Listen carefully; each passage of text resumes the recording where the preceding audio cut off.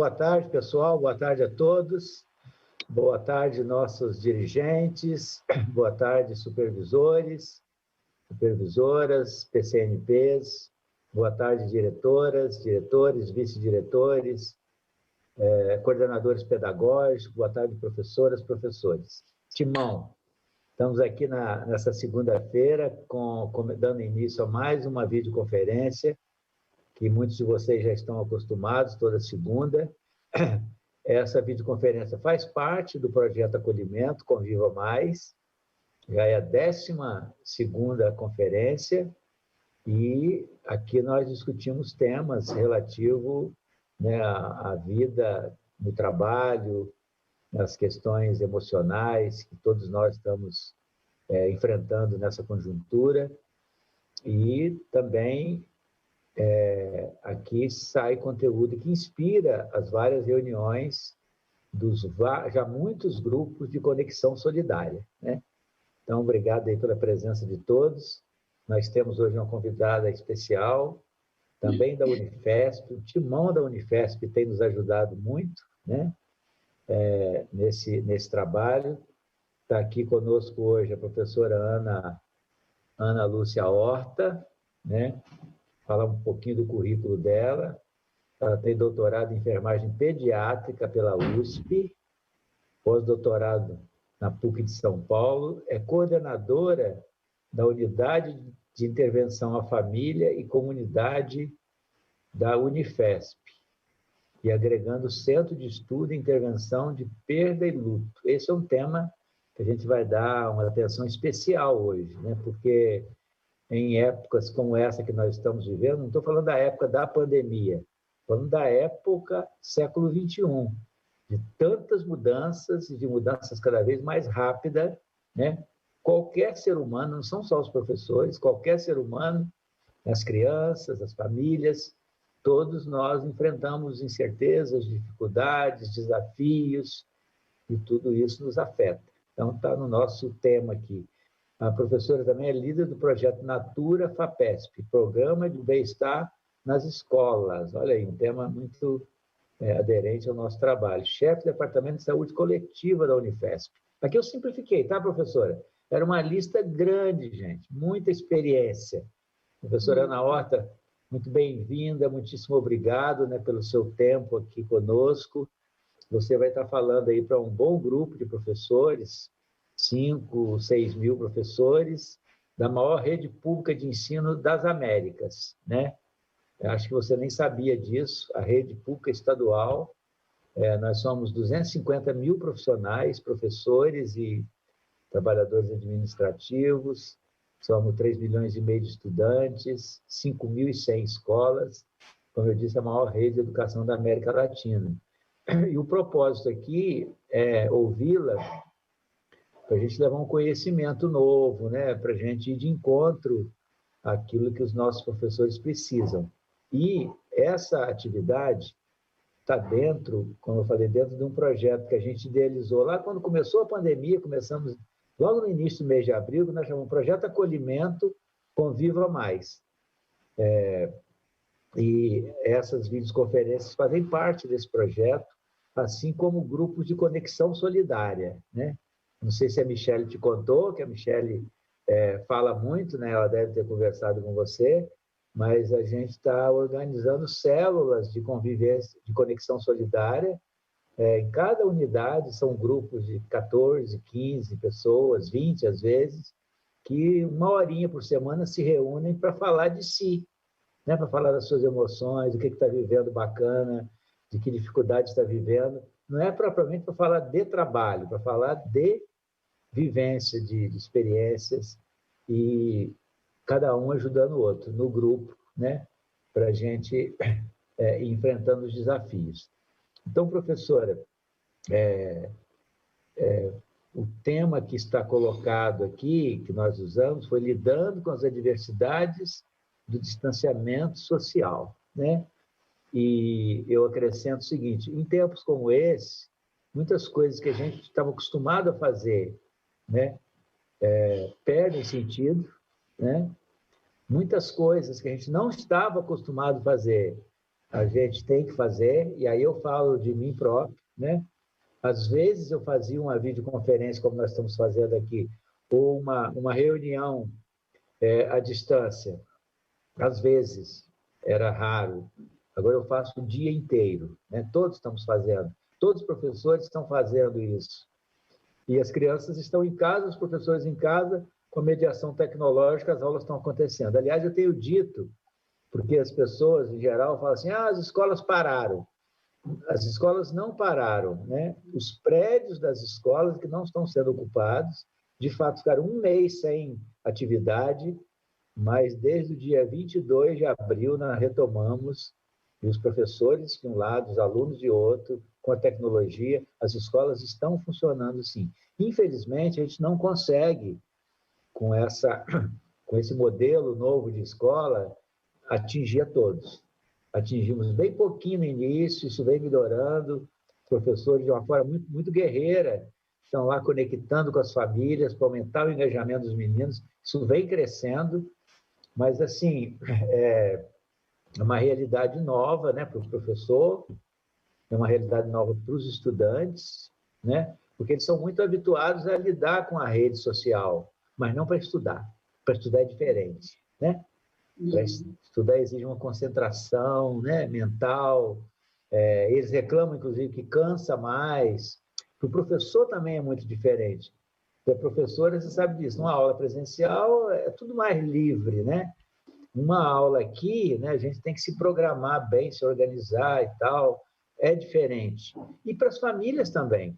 Mas eu vejo, professora, você pode comentar, uma coisa muito positiva, né, nessa conjuntura que nós estamos vivendo, as crianças em casa, estudando, né, usando a tecnologia, as famílias estão tendo que acompanhar também. Então, as famílias também estão desafiadas, né, em acompanhar os seus filhos.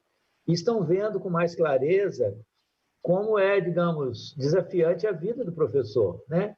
Pegar as crianças e trazer as crianças para ali, aí a criança sai, tem que trazer de novo, fazer uma coisa interessante para que ela prenda a atenção dela.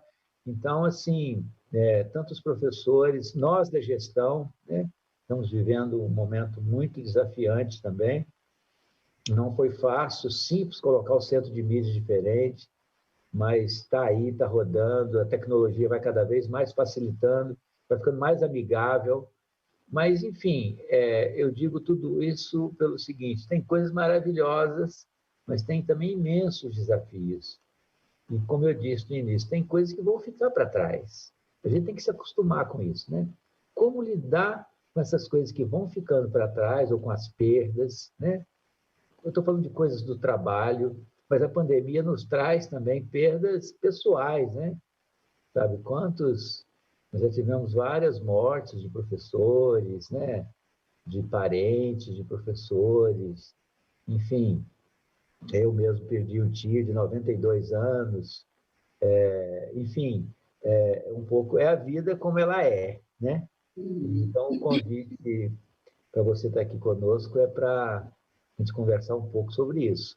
Nós temos até 13h55, então você pode começar aí, te passar a palavra, mais uma vez agradecendo, vou falar aí uns 20, 25 minutos, e depois é uma chuva de perguntas, o chat fica aberto e eles vão perguntar muito, a Michelle está me ajudando aqui a selecionar as perguntas, e na parte final a gente faz um bate-bola para atender, né, exatamente assim a necessidade que eles estão sentindo, né, os professores, nessa conjuntura. Você deve estar acompanhando, tem esse negócio da volta às aulas aí, todo mundo muito inseguro, né? Todos nós inseguros.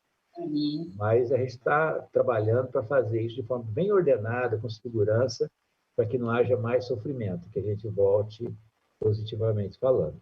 Então, com você, professora Ana. Obrigada, querido. Eu gostaria primeiro de agradecer, né, o convite e estar representando aqui a Unifesp, agradecer o contato que tive com Tatiana, com Michelle, agora com você, e dar aí boa tarde a todos e todas que estão nos ouvindo, né? Eu acho que quando você traz a questão de desafios, acho que todos nós estamos neste desafio e acredito que com grandes possibilidades e estamos vencendo muita coisa, né? Eu acho que falar de luto, a primeira coisa que me vem à cabeça para eu comentar é que o luto não é uma doença, né? O luto, ele é um processo que acontece em qualquer situação que haja perda. Acho que isso que é importante a gente deixar claro, não é só de morte, né? Mas qualquer perda que a gente tem ao longo da nossa história, da nossa vida. E quanto maior o envolvimento afetivo que a gente tem, maior vai ser a energia para esse desligamento, né? E cada um vai expressar da sua maneira. Então, a gente entende que o luto, ele é único, ele acontece para cada pessoa de uma maneira diferente. E ele é natural, ele é normal, ele faz parte da vida, né? Vai depender do ciclo da vida, do momento do ciclo da vida, da natureza que a morte ou que a perda aconteceu, da posição que a pessoa ocupava, do seu momento social, da abertura para o enfrentamento que a pessoa vai ter, da reorganização, o quanto ela vai estar pronta para essa reorganização da vida, né? E existem vários tipos de luto.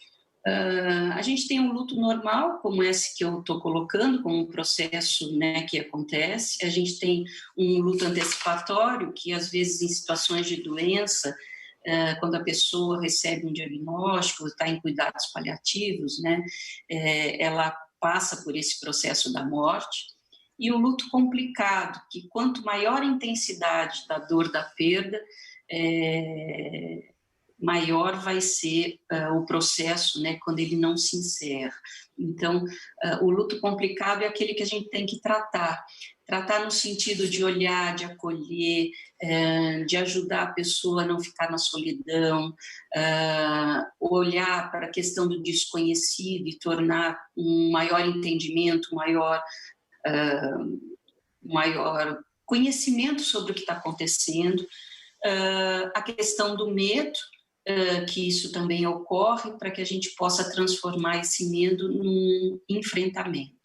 Eu acho que é um pouquinho disso que eu gostaria de trazer inicialmente, falando das questões do luto.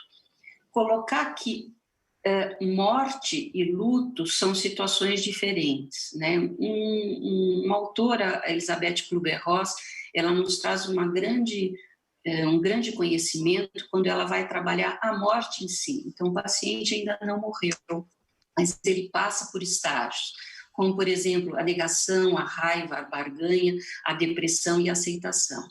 Aí, outros estudiosos, eles começaram a trabalhar as questões do luto em si, né? Então, o luto, por exemplo, quando ele chega num primeiro momento, a gente diz que pode haver um choque e uma negação. E nesse estágio, as pessoas começam a buscar, a procurar, por exemplo, a tentar olhar para imagens, para fotos, para situações vividas, como se isso não tivesse acontecido também, por que a pessoa não evitou, se ela poderia ter feito algo que não fez, e também o medo de perder as lembranças. Um segundo momento que ocorre é o sofrimento e a desorganização, né? Quando as pessoas começam aquele anseio e o protesto. Então, onde aparece a culpa, a raiva, a ansiedade, a solidão, o medo, às vezes a hostilidade, culpar qualquer um, incluindo a si mesma, né? O que eu não fiz. Pode aparecer sintomas físicos, ou então a pessoa se afasta dos contatos sociais e da própria rotina do seu cotidiano. A outra etapa seria a recuperação e aceitação, né? Então ela começa a olhar para o futuro, em vez de se conectar com o passado, ela vai se ajustando à realidade da perda, ela desenvolve novos relacionamentos e também acaba tendo uma atitude mais positiva sobre si, sobre a vida e sobre o acontecimento, né? Então, de uma forma geral, a gente tem que entender que o luto é um processo natural, é uma resposta esperada, né, para este momento de vida. Cada pessoa, então, vai viver a sua maneira. Não existe uma forma rígida, normatizada de que essas etapas ocorrem em seguida, elas podem ir e voltar, né? Isso acontece.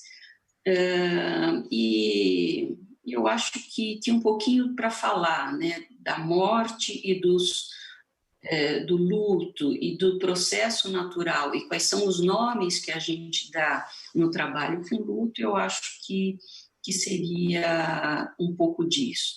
Falar do luto na pandemia, eu acho que é interessante, porque também pelas questões das mortes múltiplas, que às vezes a gente encontra as famílias vivenciando, né? Então, nós tivemos a oportunidade de criar um grupo, desde o dia 23 de março, que nós estamos acolhendo pessoas, profissionais de saúde e depois pessoas em sofrimentos pela pandemia. E dentro disso a gente teve pessoas também com tentativa suicida ou então com próprio suicídio, e acolhendo essas famílias nessas dores, são dores muito difíceis. Como também criamos um grupo específico de luto para a Covid. Então nós estamos escutando essas famílias, e o que a gente tem escutado é famílias que perdem, né, em uma semana perdem 1, 2 pessoas, no mês perdem 5 pessoas, então acaba sendo uma possibilidade de um luto muito mais complicado, seja pelas questões repentinas, seja por essas mortes trágicas, né, em cima de uma incerteza e de uma insegurança que ela traz. Então, acho que falar de luto é um pouco disso, dessas fases. Não sei se eu comecei bem, se você quer perguntar alguma coisa. Eu tinha aqui para te perguntar exatamente isso que você falou a princípio, né? Os tipos de lutos, né? Você falou luto normal, luto antecipatório e o luto complicado, né? Tem também luto não reconhecido, luto ambíguo. O não reconhecido é aquele que as situações das sociais e culturais elas não aceitam, e o ambíguo é quando a resolução ela não acontece. Então, é muito comum, por exemplo, nas pessoas que estão com mal de Alzheimer, ter esse tipo de luto, né? A pessoa não morreu, mas perdeu determinadas situações e situações que os indivíduos também estão vivendo, né? Então, ela não é mais aquela mãe que cuidava de mim, agora sou eu que tenho que cuidar dela. Então, são situações, né, que são muito complicadas e que merecem mesmo um tipo de atenção. Você mencionou aí, professora Ana, mas quando a gente está falando de perda, luto, não é só, porque as pessoas geralmente lembram da morte, né? Uhum. Que é assim, é uma perda sempre marcante para qualquer um, né? Uhum. Seja um amigo, seja um familiar, Não é só a morte. mas não é só a morte, né? Esse é o Não. ponto, né? Nessa pandemia, a gente está vivendo situações de perda como perder, não poder encontrar as pessoas, não poder abraçar as pessoas. Então, você está perdendo a rotina de poder conviver com o outro, né, de uma outra forma. A questão financeira, a questão de emprego, a questão de posição social, a questão, por exemplo, na educação, né, como a gente já tinha comentado, de ter que não estar presencial e ter que se adequar e se adaptar a um novo momento. Então, tudo isso é perda, né, e que pode causar um luto, né, considerando que é um processo que acontece em qualquer situação de perda. Então, é algo que a gente precisa estar olhando e prestando atenção para que as pessoas não adoeçam mais, né? Porque elas estão vivendo este luto e elas precisam ser cuidadas. De que jeito? Eu acho que abrindo espaço para reflexão, para comunicação, para falar de si, eu acho que é o trabalho que vocês estão fazendo lindamente, né? Eu acho que esses encontros, esses espaços que vocês estão oferecendo, tudo isso ajuda a pessoa a não se sentir só, né? Porque uma das coisas difíceis é você se sentir só no meio de tanta incerteza. não poder refletir e achar novas estratégias, novos caminhos, né, para lidar com tudo isso. Agora, falando assim de uma coisa mais geral, de repente nós, não a sociedade inteira, mas uma quantidade grande de pessoas, digamos, teve até o seu direito de ir e vir afetado, né? Pessoas tiveram que parar de circular. Para nós da educação, né? O mais bacana da escola é aquela aglomeração de pessoas, né? Mas no nosso caso de crianças, de adolescentes, de jovens, aquela efervescência, aquilo saiu da nossa vida, né? Cada um está na sua casa, seja o professor, seja o aluno. Então, é uma situação, eu vejo muito, porque os dirigentes mandam muitos vídeos às crianças. Ah, professor, eu estou morrendo de saudade, quando que a gente vai se encontrar de novo? Igualmente os professores, né? Isso é muito marcante na educação, é gente com gente, né? O tempo inteiro. E isso a gente perdeu, né? Pelo menos momentaneamente. E tem várias outras coisas, né? Assim, que a gente está observando, aí saindo dessa relação da escola, mas a questão de poder viajar, né? Hoje uma amiga falava que a filha mora no exterior, foi passear lá pertinho e não pôde vir para o Brasil, porque se vir para o Brasil não pode sair, né?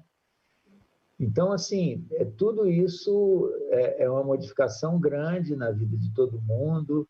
Eu acho que a gente acaba, eu não sei, eu queria te perguntar isso, a gente acaba com um sentimento meio de impotência, né? Quer dizer, é um vírus que você não vê, né?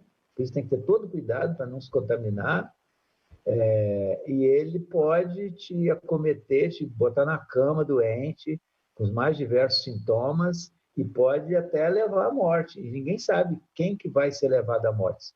Já tem estudos mostrando quem tem mais risco e tal, mas assim, aquele jornalista da Globo mesmo, esportivo, né?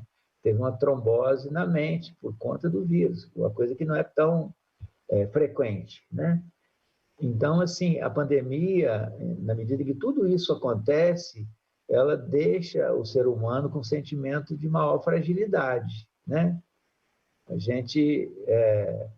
E aí, como é que... Isso pode ser, digamos, problemático por um lado, mas pode ser uma coisa também que pode ajudar a humanidade a evoluir, né? Esse sentimento de que a gente não pode tudo, porque a gente estava podendo tudo, né? Fazer tudo, né? Essa ansiedade geral. A gente não pode tudo, e uma outra coisa que essa pandemia nos traz é o entendimento que a gente não tem controle de nada, né? A gente não pode mais controlar quando é que se a gente sai, se a gente vai contrair o vírus, se não vai contrair, a gente não tem controle, né? Então, a gente acaba vivendo a vida ainda numa incerteza. Agora, tudo isso pode nos ajudar a melhorar as nossas relações, a melhorar a forma como eu me cuido, a forma como eu posso cuidar do outro. Então, acho que, ao mesmo tempo que a gente não tem controle, nos ajuda a viver de uma forma mais intensa, mais refletindo, né, um pouquinho o que é viver melhor, como é que a gente pode viver de uma forma onde a gente deve investir, quais são as escolhas que a gente precisa fazer, quais são as brigas que vale a pena a gente entrar, né? Então, eu acho que isso pode nos ajudar a olhar para isso, né? A gente só precisa acreditar que talvez seja esse um dos caminhos. Eu acho que a gente sempre, quando a gente prepara a criança, a gente não prepara a criança para perder, a gente prepara a criança para querer coisas, né? A mesma coisa, esse poder tudo, né? A gente pode ter tudo. Se podemos ter, evitamos pensar em perder, né? E quanto mais a gente pensa nisso, o potencial de conquista ele é estimulado e reforçado. Essa pandemia nos traz um refletir sobre isso, né? Afinal de contas, a gente não tem controle e a gente não pode ter tudo. E como é que a gente vai lidar com isso? E como é que a gente vai lidar com cada perda e com cada nova situação que exige uma adaptação? Então, é o que a gente está vivendo. Precisamos adaptar o jeito de encontrar as pessoas, o jeito de demonstrar afeto e carinho, o jeito de dar uma informação. Tudo é novo, né? Acho que isso é importante e cabe uma grande reflexão, né?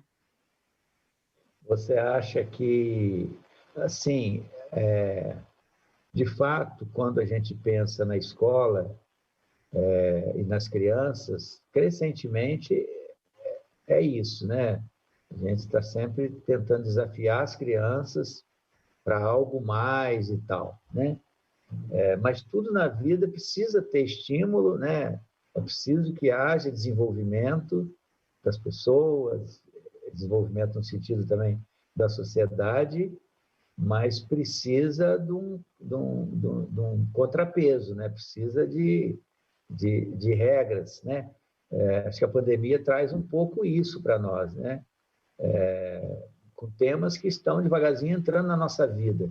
Ainda agora de manhã, nós conversávamos sobre o seguinte, há 10 anos atrás, trabalhar a questão ambiental, por exemplo, com as crianças, era difícil. Professora Ana, hoje, a gente que vive com adolescente, com jovem, qualquer trabalho que eles vão fazer tem a dimensão ambiental presente. Qualquer trabalho, né? Seja um estudo, seja alguma coisa que eles vão construir, tem sempre a dimensão ambiental, né? É um pouco a consciência. A lógica deles é diferente, né, hoje. Que, assim, que nós estamos no planeta, né? E o planeta tem limite. Porque a consciência, há meio século atrás, era de que o ser humano podia fazer tudo e não havia limite, né? A gente praticamente só percebia o limite pela morte, né? Morte no sentido radical da expressão, né? Porque sempre foi assim, né? Mas até a morte foi sendo, digamos, relativizada, né? Porque há um século atrás a expectativa de vida era 33 anos. A expectativa de hoje está chegando perto de 80 no Brasil, né? E a gente já vê pessoas com 100, com 103, com 105 anos.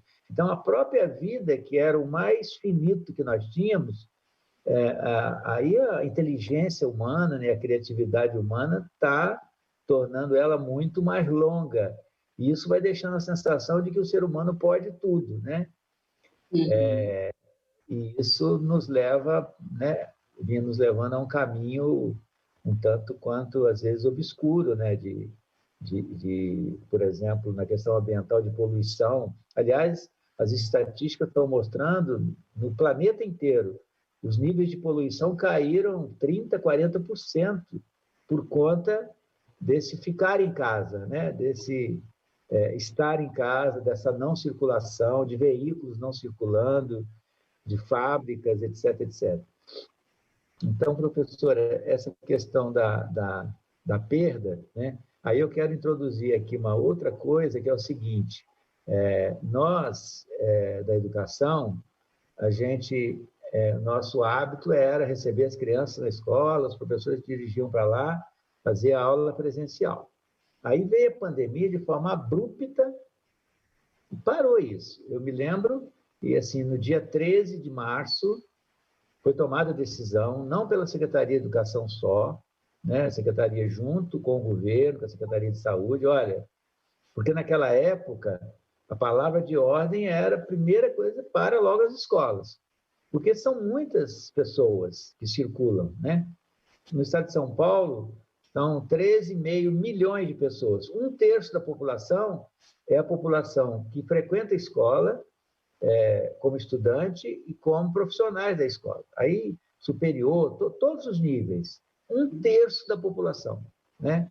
Então, para a escola, no dia 13 Aí começou a parar no dia 16, no dia 23, todo mundo em casa, um mês de férias antecipadas, e aí voltamos com atividade remota, né?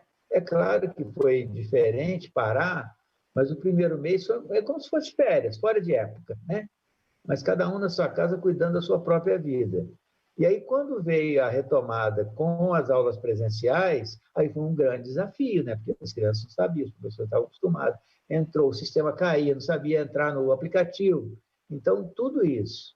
Agora nós estamos aí com abril, né, propriamente, né, de trabalho. Maio, junho, um pedacinho de abril, maio, junho, julho. 3 meses e meio, quase, né, de atividade remota. E já estamos agora sob o impacto, pensando na volta ao tempo presencial. Todo mundo querendo, mas também todos, de alguma forma, com medo, né? Com receio, né? Querendo se proteger, querendo proteger os outros. Então, isso está um grande debate. Eu não sei como é que você está acompanhando isso e como é que você vê, né? Dentro dos medos, né? Das perdas, toda essa mudança, como é que nós vamos agora, né? Lidar com essa nova realidade. 90 dias, 120 dias depois, nós precisamos encarar de frente, né? Porque não tem jeito. A gente discute muito isso. A escola não é só um lugar em que a criança aprende a ler, né? Organizadamente, a escrever, a matemática. A matemática é a matéria mais escolar que tem, né? Porque a língua você aprende e vai aprendendo. A matemática não, a matemática é o papel da escola, as ciências, né? Então, a escola é isso sim, né? Mas é muito mais que isso, né? Esse encontro das crianças, né? Para os bebês, para as crianças de 3, 4 anos, de 5, cada etapa tem uma necessidade de convivência, de criar vínculos, novos vínculos com pessoas que não são da família. E a gente sabe que tem uma perda aí, né? As crianças em casa, né? A educação remota está ajudando muito, cumpre uma parte do papel, mas não tem uma perda aí. Nós precisamos das crianças de volta. Mas aí tem que enfrentar essa nova situação. Eu queria ver o seu comentário sobre isso. Eu acho que a perda maior é a perda da rotina que as pessoas já estavam acostumadas, né? E que vai exigir uma flexibilidade, uma reorganização para aceitar este momento. Então, a gente precisa ter uma aceitação, não adianta mais ficar só sofrendo ou entrando na desorganização. Mas a gente precisa começar a olhar para o futuro, para o presente, principalmente, para começar a não só se concentrar no passado e nas coisas que davam certo e como é difícil estar aqui agora. Eu entendo que é difícil, mas que a gente precisa ter uma flexibilidade e uma nova adaptação a toda essa realidade, a todo esse momento que a gente está vivendo. Então,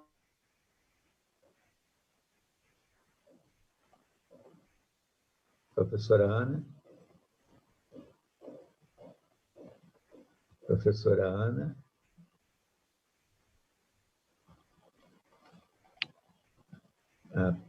Pessoal, desculpa, a professora Ana teve uma desconexão.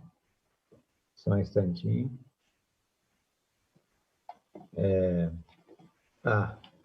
Já de volta, o seu microfone está fechado. Pronto. Fui eu que caí? Foi. Opa, acontece isso, professor, mas você voltou rapidamente. Então, nós falávamos dessa... A gente nem bem se acostumou, de alguma forma, né, com a educação remota, né?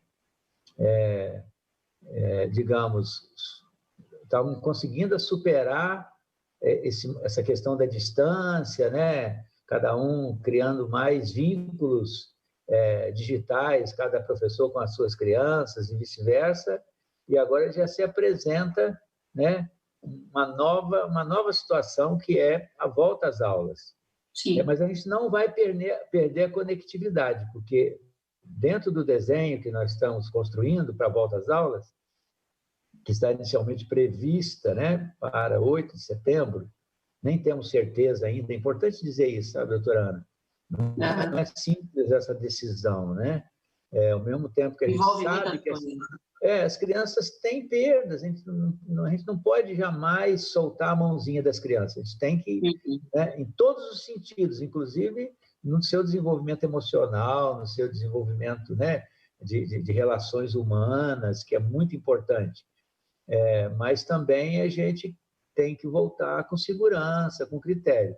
Mas aí, trazendo para o tema de perdas e luto, quer dizer, a rede já está bem acostumada, né, a lidar com a escola remota. São 3 meses de trabalho intenso, né, e busca dos alunos, e todo esse esforço que o time todo está fazendo para os alunos estarem conectados, e manda tarefa, e devolve a tarefa, e faz atividade, faz assim, um aluno ajuda o outro, enfim.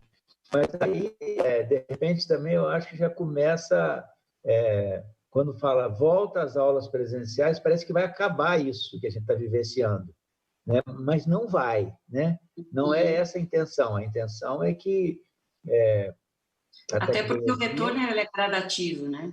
Exatamente. Então, a tecnologia vai ficar conosco, não só na fase de transição, até chegar a ter todos na escola, mas a ideia é que isso fique conosco para todo sempre, né? Não para substituir, mas como uma ferramenta a mais para a gente melhorar a qualidade da educação.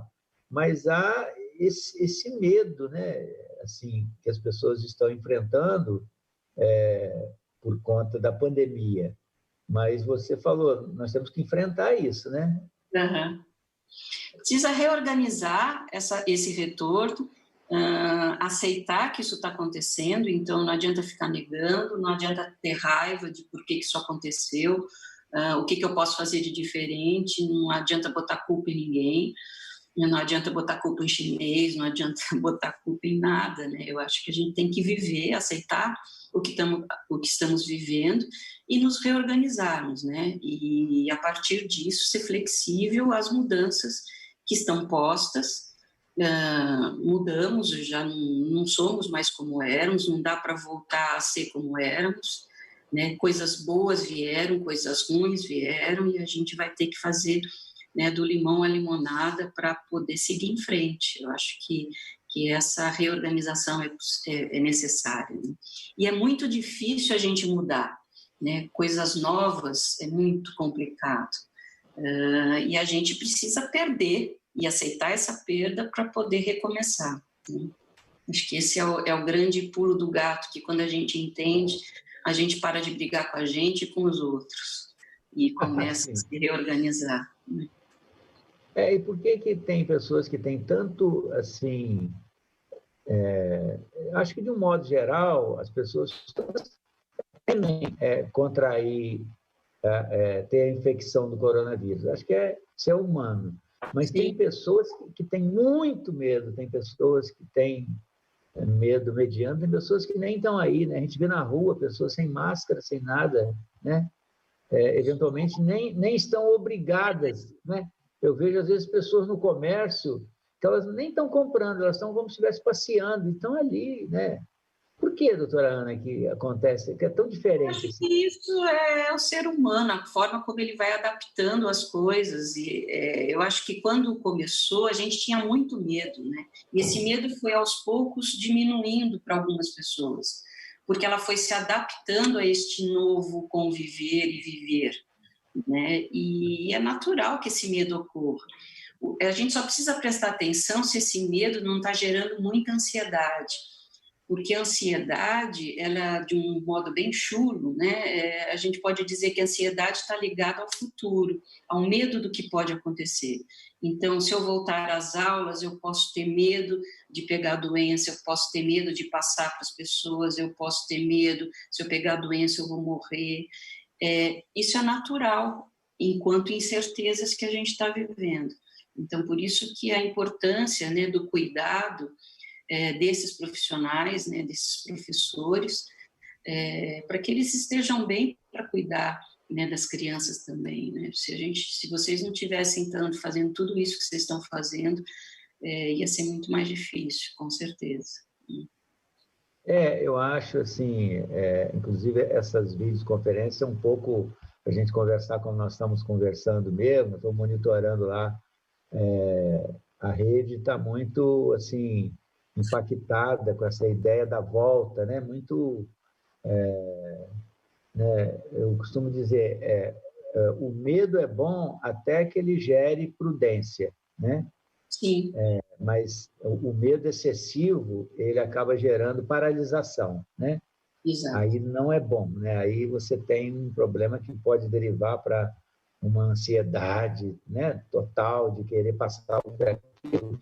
E não tem jeito, né? Assim, esse tema das aulas presenciais, porque desde o início o secretário Rosselli falou muito isso, porque no início, olha como são as coisas, né? No início se falavam assim, agora pronto, não vai precisar mais de professor, agora é tudo na tecnologia. Falavam isso, os mais ansiosos, né? Falavam isso, só se tivesse uma vontade de terminar com a figura do professor e que pudesse uma criança, um adolescente, um jovem, né, ainda em formação, sem autonomia plena, fazer EAD, né? Fazer EAD, né? A EAD quem faz é adulto.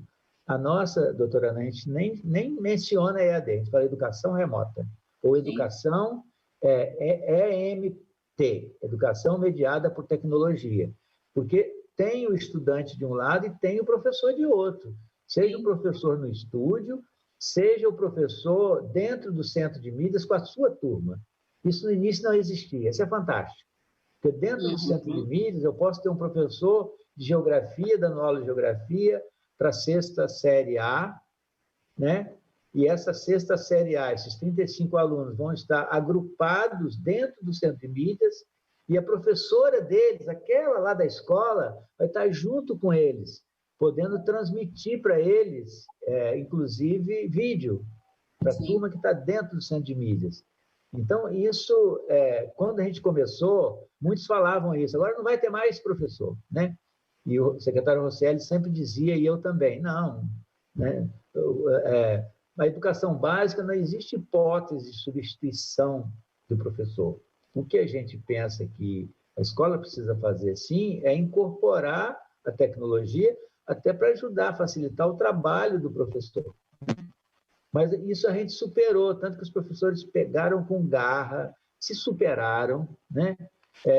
Tem pesquisa mostrando uma expectativa muito positiva de que a tecnologia vai ajudar a melhorar o trabalho do professor, melhorar a educação. A expectativa é altíssima, mais de 70% dos professores com essa expectativa.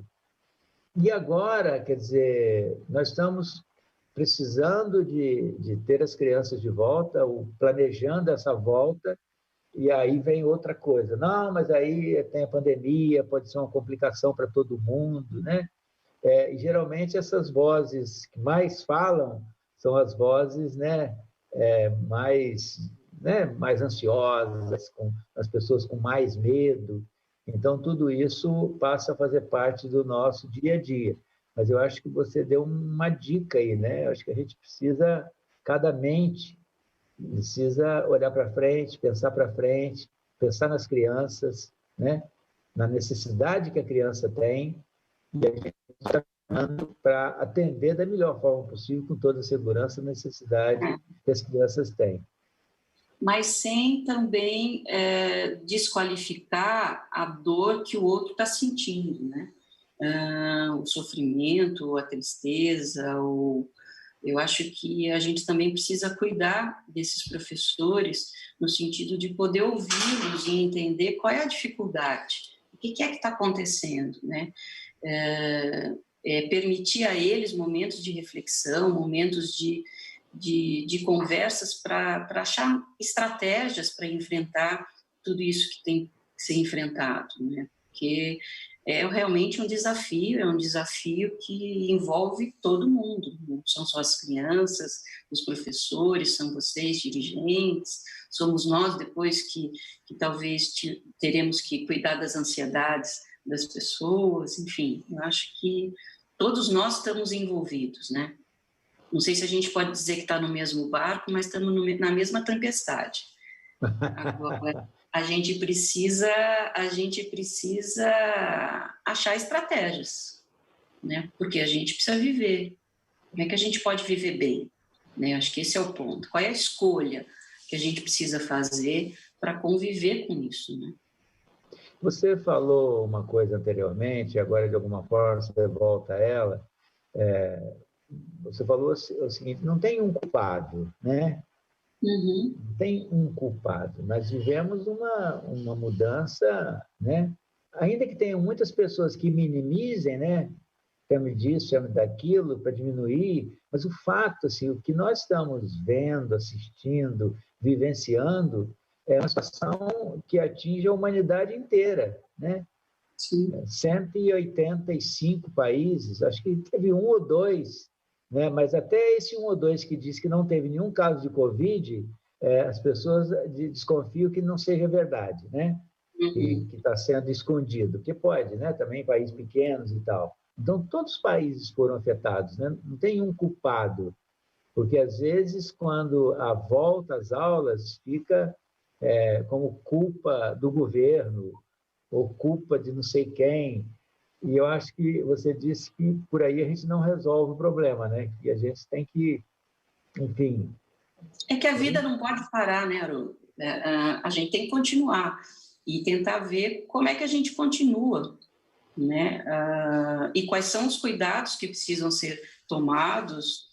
E aí eu acho que vocês sabem melhores do que eu o que é necessário fazer, e, enfim, né? Eu acho que de modo geral, estar preocupado consigo e com o outro é importante.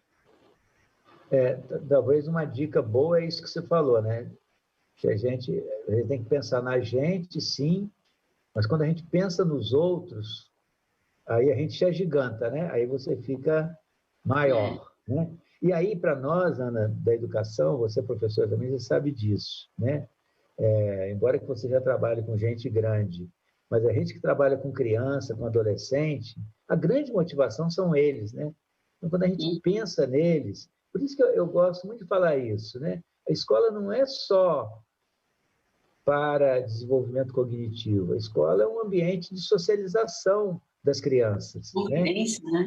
Né? E as crianças elas não estão podendo desfrutar disso. Isso faz falta. É claro que por um tempo e tal, fica uma marca. Não sou muito dessa teoria, né?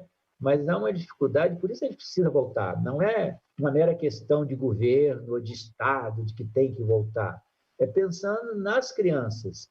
E a ciência vem evoluindo, né? Porque é uma velocidade impressionante que a ciência vem evoluindo.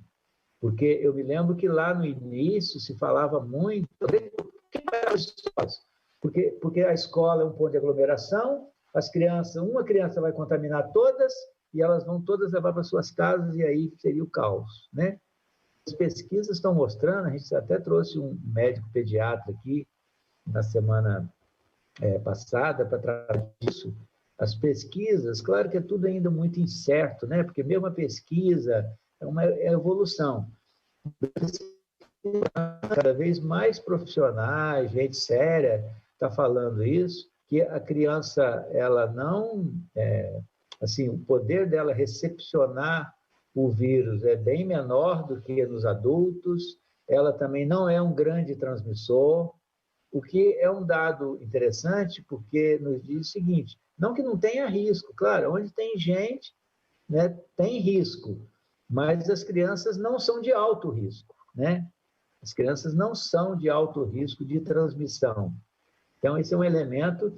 E também, né, as técnicas né, a eficiência da máscara. Claro que você vai encontrar gente dizendo, isso é bobagem. Né? Hoje mesmo me contaram, isso é bobagem. Todo mundo tem que ser contaminado. Né? Tem gente que fala isso. Né? Tem para todo mundo ser contaminado, que aí, né? Só que aí muitos vão morrer. A gente não sabe quem, né? Pode ser você, pode ser ele. Mas, enfim, então, essa ideia de que você tem a máscara, você tem vários métodos, né, para impedir a propagação. Porque o que se diz, isso eu não vi ninguém contestar, né? Se propaga Sim. pela saliva e pela secreção nasal. Então, protegeu aqui, você reduz enormemente o risco de contaminação. E no caso dos adultos da escola, eles vão usar, além da máscara, o protetor facial, aquele de acrílico, que aí reduz mais ainda, mas sempre haverá um risco, né? É uma mão contaminada, alguma coisa, mas assim, nós estamos planejando tudo isso para poder fazer com que os nossos professores, né, possam voltar com segurança e tal. E uma dica, Ana, nós estamos aqui já caminhando para o finalzinho, eu queria que você explorasse mais, é um pouco isso, né? Como que nós trabalhamos juntos, né? A turma de uma escola, a turma que trabalha ali na Praça da República, como que cada um de nós pode ajudar o outro nesse acolhimento emocional, nesse momento de superação de perdas e de enfrentamento de desafios que às vezes a gente tem dificuldade por conta do medo excessivo, né? Como que... Porque o barato da gente ser diferente, né? De um ser diferente em relação ao outro, porque como um sofre muito, o outro sofre menos, o que sofre menos pode ajudar o que sofre mais, e vice-versa. Queria que você comentasse para a gente ir caminhando para o final um pouco essa como eu ideia. disse, não existe um sofrimento que é único. Cada um vai expressar da sua maneira, cada um tem um jeito, né, de lidar com isso. Então, é importante a gente ter isso sempre na mente, né? Cada um vai expressar do seu jeito e cada um vai fazer e vai achar novas alternativas.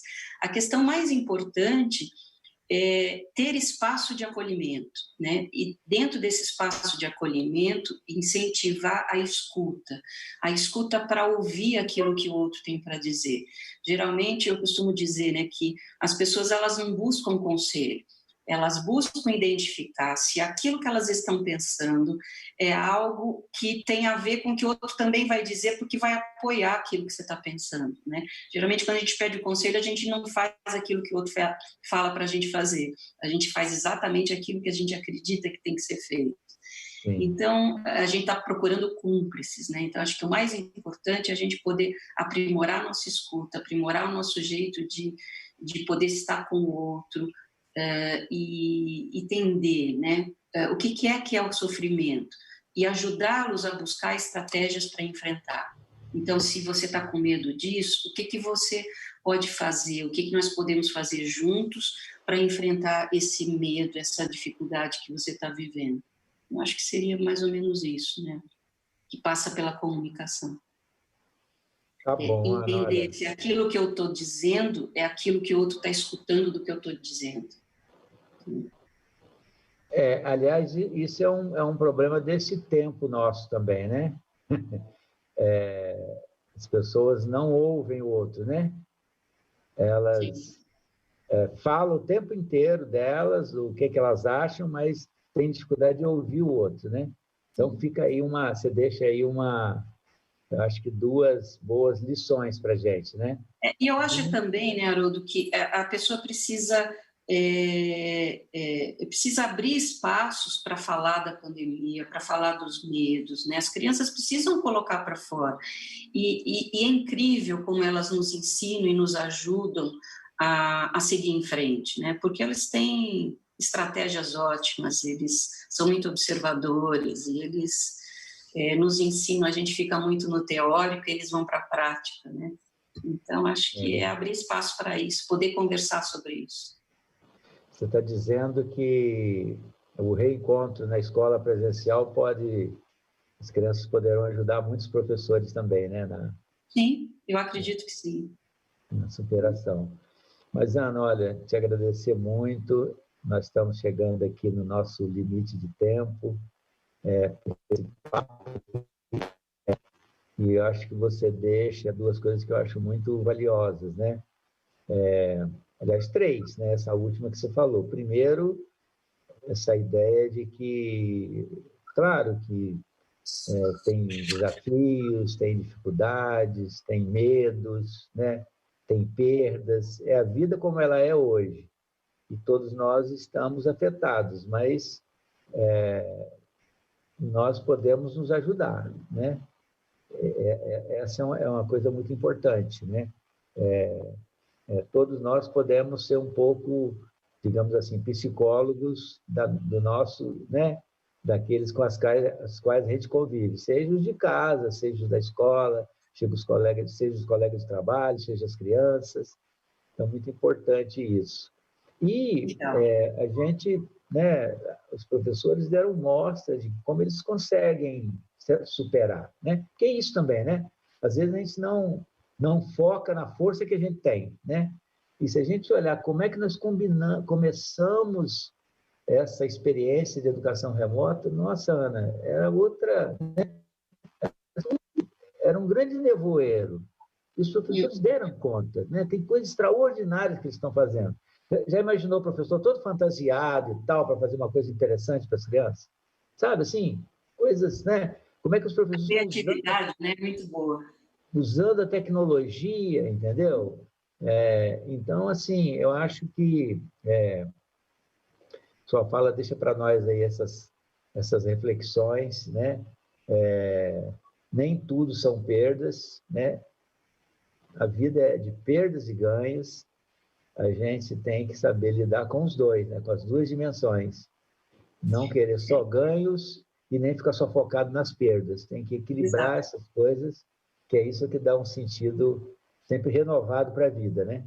Exato. Então, Ana, olha, muitíssimo obrigado. Te dá um minutinho aí. Nada. Se você me permitir fazer um reclame, a gente tem um projeto que chama Acolhimento Covid,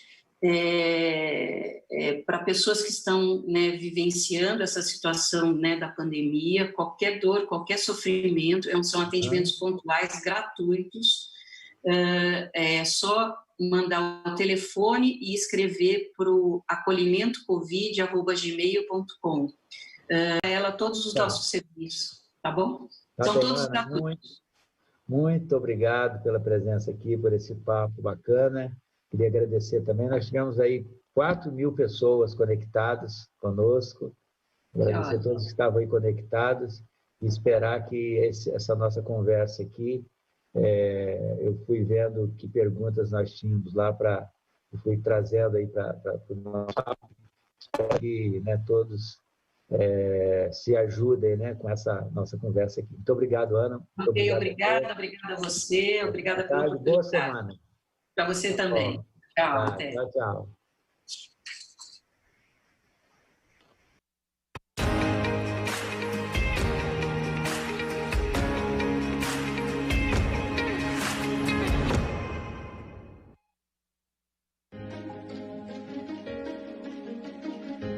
A escola pode estar distante, mas as aulas não. Por isso, o governo de São Paulo criou um aplicativo online de aulas com chats para todos os estudantes da rede pública de ensino durante a quarentena. O acesso à internet é gratuito e você ainda pode assistir às aulas ao vivo nos canais digitais da TV Cultura. Baixe o aplicativo e estude.